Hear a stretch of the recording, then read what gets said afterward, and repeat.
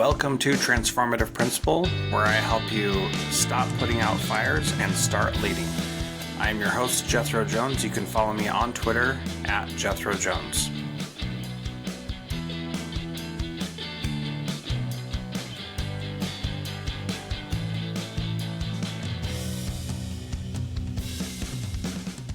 Welcome to the Transformative Principal podcast. Today's guest joins us from just down the road in central Wyoming, Mr. Ryan Mackey. Welcome, Ryan.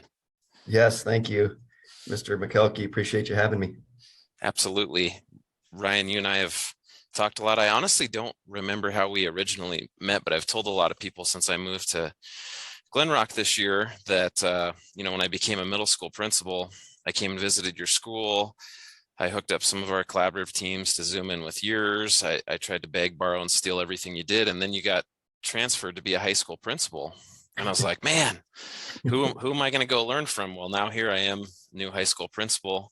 And here you are again, getting another opportunity to help me get better. So, well, I think that street rolls both ways. You've helped me a ton as well. And when you were over in Pinedale working with you and traveling over there and doing some McGrath trainings and getting to meet your team as well, and just collaborating at conferences. And I'm trying to think too, when the very first time we met, if it was at a conference or McGrath training, or I can't remember either, but I know there's been many a times. And like I've said about Wyoming, what I love about it too is we're kind of one big town with long roads. So that's always fun. Yeah, that's right. Yeah, Ryan is a McGrath True Speak certified trainer and works with administrators and frontline staff on communication, and also was recently named the 22-23 Wyoming Principal of the Year. So congratulations on that well-deserved honor, Ryan. Well, thank you. It's a testament to the people I have around me and the quality of kids and community members. And as you well know, a title like that is just that. There's way more things that happen behind the scenes, and the people you have around you and the culture that you can build to get everybody, rowing the boat in the same direction makes all the difference in the world. So yes, I get the title, but I wish everybody on my team did as well, because they're just as deserving. That's right.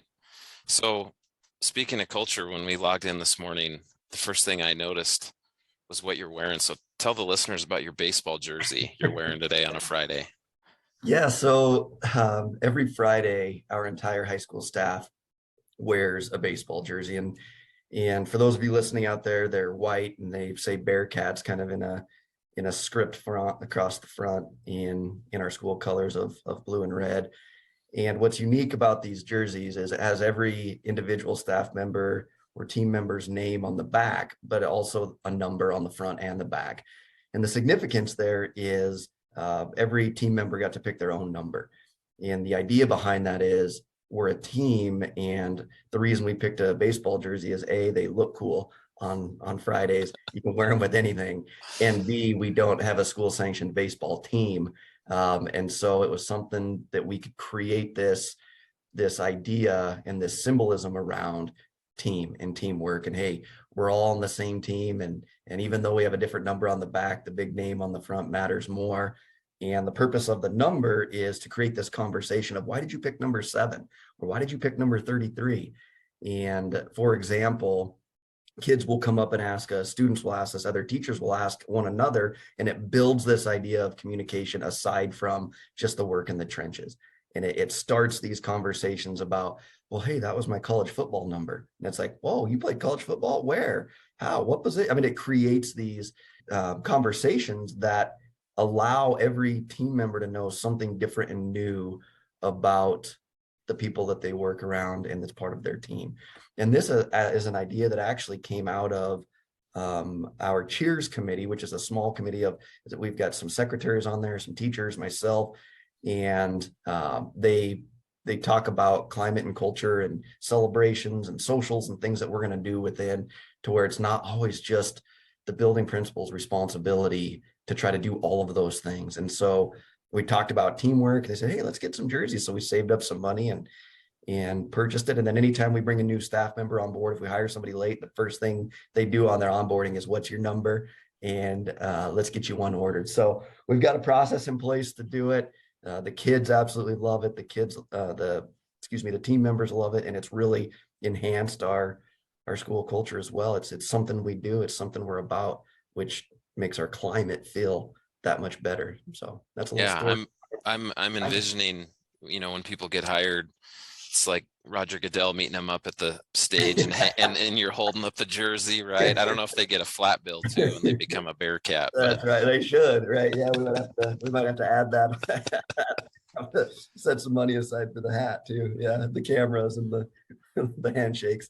yeah. Well, I know as we've worked together over the years, your focus when you're a middle school principal is similar to what you're focusing on as a high school principal, and really why I thought you'd be a great guest on the show today is talking about when you're new coming into a building, or especially coming into a whole new community, whole new district, and being a building principal, and trying to focus on the school's culture. Even if you've done that before, where do you start, Ryan, when you're new in the seat? Right. Well, and before you even start acting and putting anything in place, I think it starts with some introspection, some self-reflection to say, okay, what is my why? And you will hear me beat the why drum, almost to the point of annoyance when I'm working with a team of people to lead an organization. And that's a lot of Simon Sinek's work. That's a lot of Anthony Muhammad's work, and there's a lot of Rick Wormley. I mean, there's a lot of experts out there that talk about that, but it really matters. And so I always started with in both buildings that I've become the head principal in, with this idea of, okay, what is my why? What is my purpose as a leader? And what are my core values and my core beliefs? And what am I going to hang my hat on? Because I got to create consistency. And at the end of the day, when things go in a direction that people within the organization don't want them to, they're going to look at the leader and look at their mannerisms. And they're going to look at their thought process, and they're going to question, okay, what are we doing? Where are we going? And so the first step is determine your why, determine why you are in the profession, and ultimately why you exist, and then from there, that mission transforms into a vision, which is your what do you want to become? And you set that goal, that long-term goal of, okay, well, I want this school or this organization to be the best. Okay, well, what does that look like? And from there, you establish these values or these collective commitments, which are the behaviors. Because without changing the mindset tied to the why, your behaviors, or the what you do, how you behave, it'll be erratic and all over the place if there's no true north, right? And so you create these collective commitments, and in Douglas High School we have 10 of them, and these are the actions that we commit to. And then lastly, you have your goals. So you have your mission, vision, values, and goals. And the goals are the component, school-wide goals of what are the big three things that we're gonna focus on long term. And I think where new principals and even veteran principals, where they get stuck is that they're constantly changing, right? They're chasing the new program, or they're trying to find the new shiny object that doesn't exist. And the reality of it is this: if the silver bullet existed, it would have been purchased a long time ago, and we would have all bought that. We'd all kicked our feet up and watched the show, right? It's not there. It's the people in the organization that create the availability for organizations to move forward and excel. And so that's kind of the first step, is yourself, because you got to know who you are before you're going to stand in a group of in front of a group of educators and adults and community members, and ultimately the students. And that creates consistency and a stick-to-itiveness that you're going to hang your hat on that. And then that transforms, Eric, into this idea of, okay, now I know about me. Now I've got to know about I've got to know about the people in my organization. So both times I've used this I call it a 3-phase approach. There's nothing magic or scientific behind it, but phase 1 is creating this safe, conducive environment, this culture and climate, this feeling, right? The culture is the actions, the behaviors, the processes, the customs, the traditions that you have. And the climate is how it feels And when you take over a school in terms of the title that you have as a principal, you can feel things, right? You can feel like, oh, I don't know. I don't know if I want to talk to Mrs. Smith. She seems really mean, or wow, I want to go visit with Mr. Green because that dude seems awesome. He's always in a good mood. He's happy. So you feel different things. So phase one is grounded in what I call the team or the adults, the staff, climate and culture. And I start there because without the adults in the organization having a true north, understanding their why, and creating a mission, vision, and values and set of goals with you, I think the other two phases, which phase two are the students and phase three are the community members, that can't happen because the adults in the organization drive the flow and the feeling, the climate and the culture within an organization. And the kids pick up on it like that. Yep. The parents pick up on it like that. So phase one in both locations took me 3 years. And I'm just into my 4th year at the high school. And it took 3 full years to transform and change the climate and culture within the adults. So really, and that's with things running pretty smoothly. Really, the 3-phase approach will take anywhere from 9 to 12 years. So I guess for new administrators out there, I don't know if that creates hope or anxiety, but this is not something that happens overnight, right? You've got to stick to it and stay the course. And that's a little phrase I use with our team constantly, is stay the course. So phase one within there, next thing you got to do is you've got to create and I'm gonna steal a lot of DeForest stuff and Marzano stuff here. You've got to create a guiding coalition. And this is a leadership team separate from department heads or a department team. They have different roles and responsibilities. And we established a guiding coalition. They do it through an interview application process, and it's solely on intent. Why do you want to be part of the leadership team? And that leadership team, that guiding coalition, is the decision-making body of the school. Very, very rarely do I ever make a decision on my own. That it goes through the guiding coalition, even down to when do you guys want parent-teacher conferences and what do you want them to look like? I don't set that date. I don't dictate that. The guiding coalition creates that. So the very first thing we did as a guiding coalition is we reflected on our current school culture and climate as the adults within it. And there were some glaring components that came out of that. And from there, we said, okay, now we know where we're at and how we feel. Let's talk about our why. And from that why, we established a school mission statement to ensure all learn at high levels to become life ready.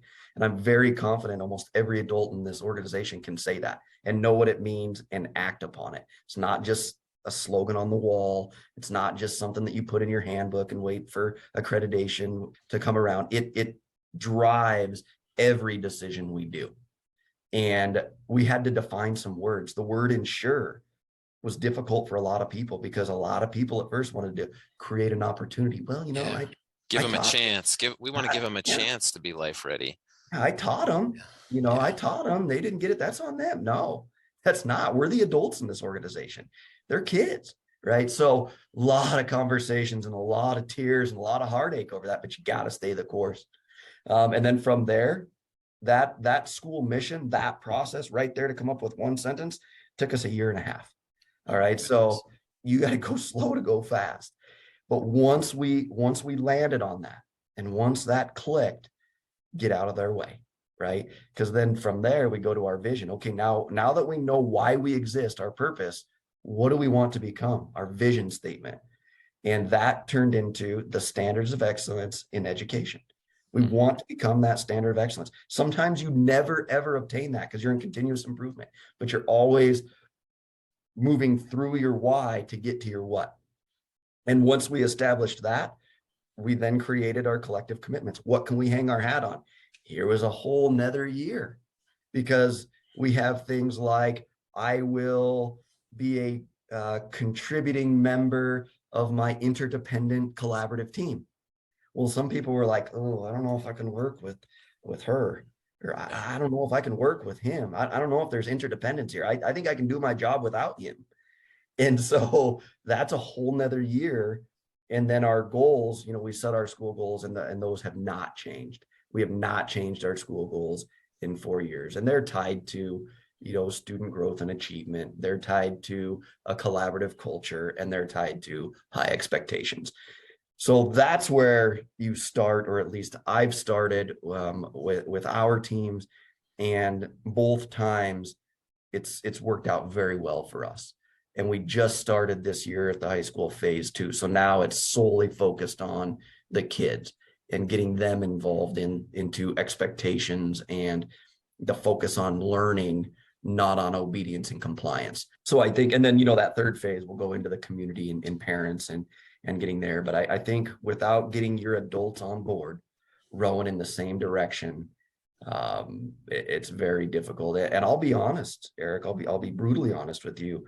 When we started this, there's a lot of times that you're on an island as an administrator, and you well know this. You've done it long enough, and you've got to find people that you can collaborate with and work with and create schedules with that allow you to get some of that off your chest. Otherwise, you'll go bananas. Yeah. So every administrator out there, we all have that imposter, right? We all have that person in our brain telling us, man, is today the day they find out I don't know what I'm doing? Or Yeah. is today the day I can't do it, right? You've heard me talk about that before. But, that's really where it starts. And within that, the last thing I'll say tied to that is we have created this collaborative schedule that gives the professionals and the adults in the organization a true opportunity to work together. The excuse that you hear in education all the time is, well, I would do that if I had time, or I would do that if I had resources, or whatever. And you've got to take that as a leader. You've got to take that excuse off the table and provide time to where the excuse has to become something else.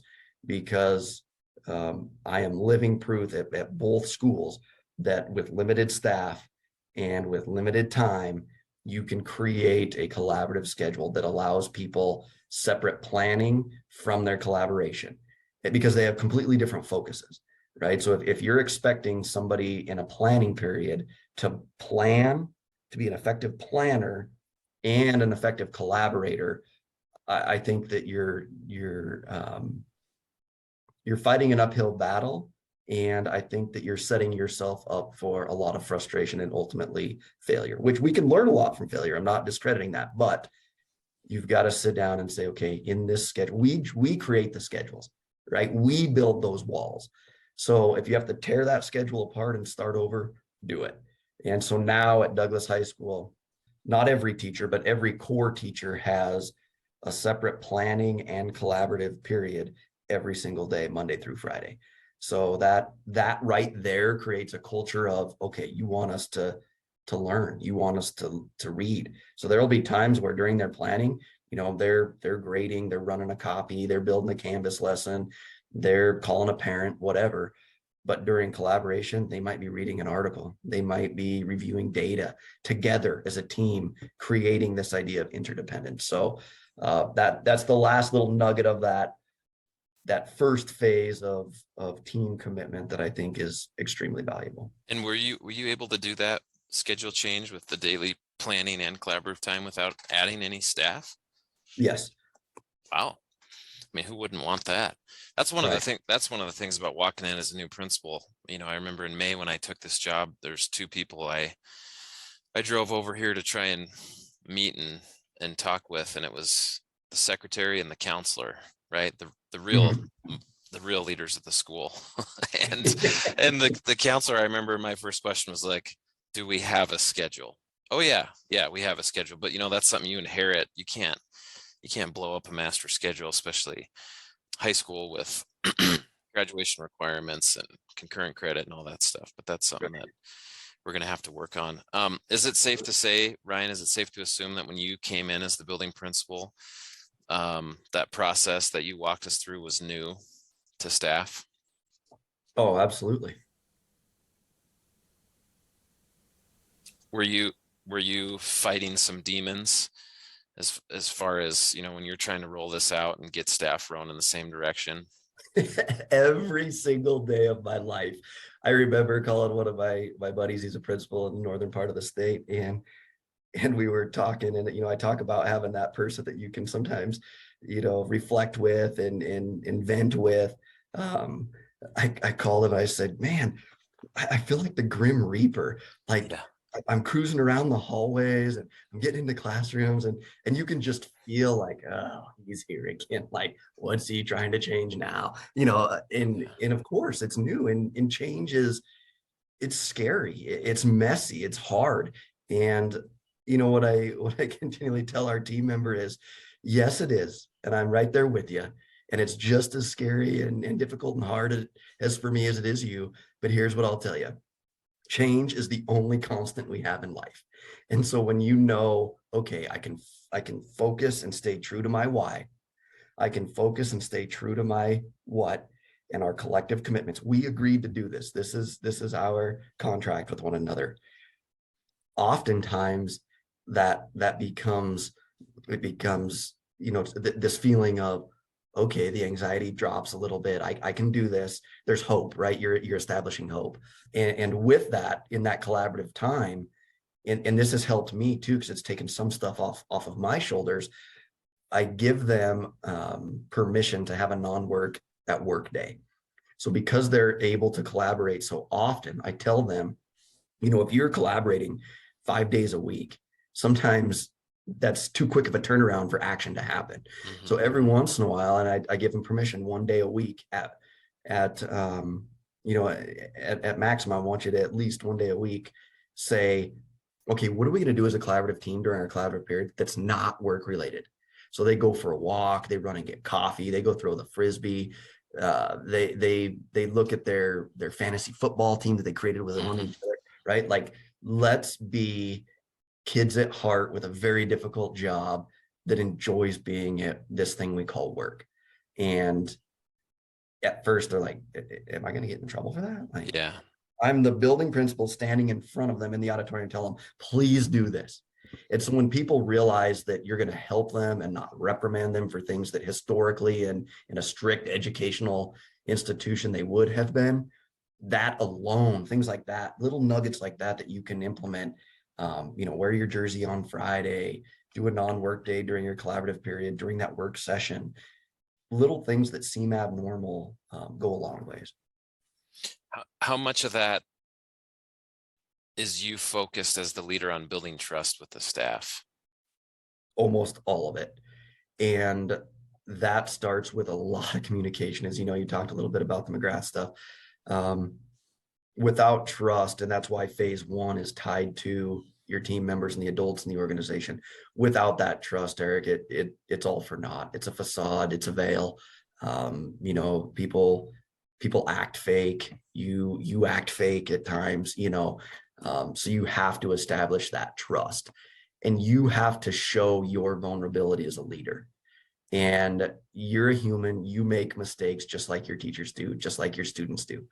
And you have to be vulnerable in front of your team to show them that. And you have to be willing to take constructive criticism. So for new administrators out here, here's a bit of advice that I got years ago from an administrator that I admired. And it was, every year at the end of the year, go into every teacher or every collaborative team and sit down and create a T-chart with a plus delta, and let them tell you, if they were doing your evaluation, what are your strengths in their eyes and what are your weaknesses. And you just sit down and listen. You don't talk. Mm-hmm. I mean, you might ask a probing question, but you have a T-chart. I've got them right here in my binder, and I reflect on them. But you say, okay, what? And I go with my assistant principal. We're a team too, right? And we sit down and say, okay, what are we doing? And we get things like, we wish you'd be in our classroom more often, or we really appreciate your communication, or I feel like when I see you outside of work, I still have to talk to you about work because I just feel this level of professionalism that I have to live up to, and it's uncomfortable. And the weirdest things that you don't even realize that matter to those people. And when you do that and you're vulnerable to them because you're constantly giving them feedback, you want to create that to become a two-way street. They're constantly giving you feedback. Another thing we do, we just sent it out as we get ready for our board retreat here in October. We send out a climate culture survey.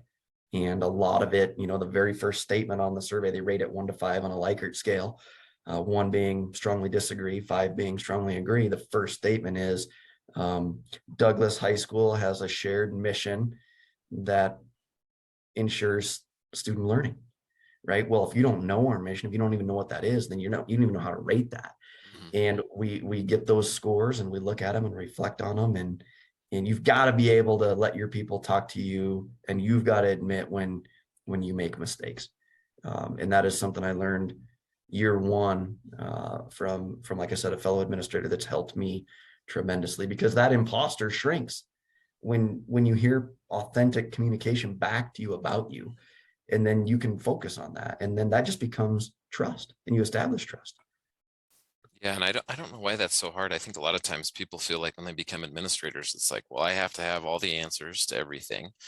And that feedback, comes from me. I give you feedback, and people that are willing to try things like that, it's powerful, right? It definitely goes a long ways to building trust with staff. I know being new, we're about 6-7 weeks into the school year. I feel like there's kind of a phase where when you walk in, that first in-service day when you're up as the new principal in front of all the staff, I felt like, and I told our staff here, the truth is, it doesn't really matter what I say today. It's going to matter what I do, right? Show me, don't tell me. And so you kind of get people on board like, okay, I like what this new principal's saying, right? But they want to see it. Well, then I remember at the end of the second week of the school year with students, I had a staff member come up and say, okay, well, hey, I mean, it's been great. We're off to a good start. We're on board, but the kids are already talking. This won't last. Come week 3, the wheels are going to fall off, and a staff member, hey, yeah, I mean, you got in classrooms that first week, second week of school, but there's no way you can keep that up. And it's like, we had a little quick staff meeting at the end of the week, week 1 or week 2. And it's like, guys, this isn't the honeymoon. This isn't a phase. This isn't a thing that is new and shiny that's going to dissipate and disappear when we come back on Monday. Like, this is the new standard. These are the expectations, and kids can do it. If we're consistent, kids will live up to it. Yep. But they're kind of looking at the calendar like, okay, maybe we can stretch this honeymoon for a month. And it's like, this isn't a honeymoon, guys. He bolted those wheels on extra tight. They got to fall off. Yeah. So it'll take time. And I know, trying to focus on the culture, when I became the building principal at the middle school in Pinedale, the first year I felt like I was kind of faking it. And the second year I started to get a little more confident in understanding what I'm doing and how to do it. And then midway through second year, early third year, it just takes off, and people buy in and live it and see the value. And I got a message yesterday from Tyler Walker, former Bearcat. Oh yeah. He was our assistant principal and AD with me in Pinedale last year, and he's a building principal. It's the start of the year, and he's living this too. But he sent me a text. He's like, man, I can't believe the work it takes to build the culture of a school as the principal. Because even as an assistant principal, you have a huge role in that. But the foundation's already laid by the principal. And now when you become, name on the letterhead, name above the door, it's like you have to build that. And most schools, when you walk in, don't have any established, ingrained, purposeful culture. It's kind of what I call, culture by default. Well, we hired a couple of good people. We had a good principal. Things were good. And you're riding that roller coaster. And that's what I like about your plan and your process that you've talked about using and has worked so well, is it should be intentional. It's not an accident. It's not based on my mood or what I had for breakfast or if I had coffee or not. That's the culture that we're building at this school. Yeah. And Eric, to piggyback off that, as I reflect as you're talking, and we talk about this as a team, like, student learning is too important to allow it to happen by chance. Right. And so when I go back to this idea of the adults in the organization have to be rowing the boat in the same direction. Now, they might be rowing at different paces, but they've got to be rowing in the same direction. And we use analogies like that all the time. And And, being honest with you, every year when I stand up in front of our team, I give them permission to leave. I give them permission to quit if they can't commit to the team and they can't commit to the mission, vision, and values and goals that we have, right? Life's too short to be miserable. And so if you can't get on board with this team within this organization, within the purpose and the values that we've established, not that I've established, that we've established, right? Those pronouns are important. Then don't be a part of this team. And I give listeners out there, I give you permission, and I hope that you have the courage, and I hope it's a terrible strategy, but please have the courage to stand up and invite someone to do something different if they're not good for kids and they're not good within your organization. Because at the end of the day, that's somebody's child. That's somebody's child that we're dealing with and trying to help them learn and grow. All of the expectations that the state has for us and that we have for them, we can't do this stuff alone. So if you don't want to be a part of this, no hard feelings here. There's the door. I'll even help write you a letter, right? Be confident and comfortable in being able to do that. And I think when you hang your hat on that and they see that as a leader, like, oh, this is for real, then, and in all honesty, I've had team members that have come to me and said, I can't do it. I can't, this isn't my belief system. And I'm struggling with this and I need to do something different. And I said, great, how can I help you? And that's okay. And I think people are fearful of that. And that goes back to that trust. And so, give them permission to leave. And something else that just popped into my mind as we were talking, a couple little things that we do here. My assistant principal and I, number one is absolutely no group spankings. And so I tell him too, and that is one thing that I will enforce. No group spankings. And for new or young listeners out there that don't know what that means, as a administrator and as a principal and as a leader, you'll have times that a team member will do something, they'll exhibit a behavior that's not conducive to your school. And instead of you having the courage to go address it with them individually because you're fearful of confrontation, which is not abnormal, right? We all feel that. You go to your office and you jump on that computer and you put in the subject line, duty or supervision, and you type, "Dear staff, please remember that AM duty begins at 7:40 a.m. All of you are to be at your spots and your locations on time, supervising kids for the safety." You might even cite a policy or something, right? For the safety and well-being of the student body. I mean, you draft something up and you hit send. That's a group spanking because one person wasn't to duty on time or missed their duty. The entire organization goes, "Well, I was on duty on time. What am I doing wrong?" And that's how you start to create toxicity within your school culture. So no group spankings. If you have an issue with one individual, you deal with one individual. And I know you've heard me talk about that in some of the McGrath trainings and how you can go about that. And that may be for a different day. But the idea here is that you do not upset the apple cart because of one. And that's important. Yeah, and that's right in line. It makes me think of Todd Whitaker's Shift the Monkey. I think he calls that the shotgun approach. And I remember, back in the day, it was one or two teachers overusing their copy quota at the copy machine. And then the principal would send out a whole staff email. Remember, you only have 100 copies, and it diffuses that responsibility. The people that, I don't think I even made copies, but I remember sitting there reading, shoot, is he talking about me? Right. Did I use too many? Did someone use my number? Am I in trouble? And all the people that have been living up to the expectation are now feeling bad. And the one person's like, oh man, I got nothing to worry about. It's so bad. Mr. McKelkey had to send this out to everybody. Everybody's doing it. I don't even have to borrow your code anymore. Yeah. I think sometimes a good way to address that. I mean, obviously you should talk to the person that has the problem, but also Todd Whitaker talks about putting a spin on that. Instead of no group spankings, I guess he would say, you welcome group hugs, like, hey, great job at duty. Everybody's been on time and we're up and we're actively monitoring. And then the one person who's not doing it reads that and feels that anxiety of like, oh man. Yeah. But hey, what I wanted to finish with, what we ask all of our guests on here, Ryan, number one, what's the best way for listeners to get in touch with you? The best way to reach out and contact you? Oh, the best way is probably honestly through my school email.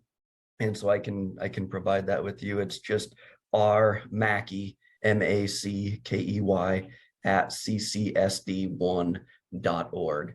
I am trying to create and build a Twitter handle, which I may need to collaborate with you on that, because I know you're much more an expert on some of that social media stuff than I am. But I am starting a new Twitter. And once I get that up and running, I can share it with you to share with the listeners and other fellow administrators across the country. And I look forward to hearing from you guys, and would love to help you in any way possible. And the same for me, I'm always looking for ideas and things to steal, because I know a lot of you have great ideas and want to do that. So, Eric, kind of the last little plug here is I'd love to get together with you, and we're only 15-20 minutes apart. So setting that up and doing some kind of admin collaboration where we can look at schedules and things you're doing, because I know you've really done some great work in your schools, and appreciate all you do and the drive that you have. It's evident. I talk to people around the state and the country, and you're always one that I reference. So I appreciate the time and your leadership, and how you present yourself as a leader, and how you conduct business, because I know, as we've talked many times, that we have a lot of long nights at times that we're going, what the heck am I doing? Like, I get to pick my job, right? Like, is this really what I want to do? And at the end of the day, you get little nuggets that continue to light that why fire and keep us going. So thank you. I appreciate you. And I really appreciate you having me on the show. Yeah. Thanks, Ryan. One last question. We love to finish up with, what is one thing people could do this week to be a more transformative principal like you? One thing to do this week to be more transformative. They could sit down and create a simple little T-chart with a plus on one side and a delta on the other side, and select one team. And maybe it's the team that they feel most confident with right now, and go into that collaborative team meeting. And if they don't have that structure established yet, pick one individual, one teacher that you think you'll receive honest feedback from, and show your vulnerability, and go into them and say, hey, I'm a new administrator. We're 6-7 weeks in, and I'm constantly reflecting, and I want you to be brutally honest with me. In your eyes, what are you seeing as my strengths, and what are you seeing as my weaknesses? And take that information back and reflect on it. You don't even have to act on it yet, but just create this culture for yourself about reflection of those that you're helping lead within your organization. Like it. Simple but powerful. Yeah, absolutely. That's my goal. The KISS principle, right? Keep it simple. That's right. Awesome. Well, thanks, Ryan. Appreciate your time on the show this morning. Awesome. Thanks, Eric. Really appreciate you having me.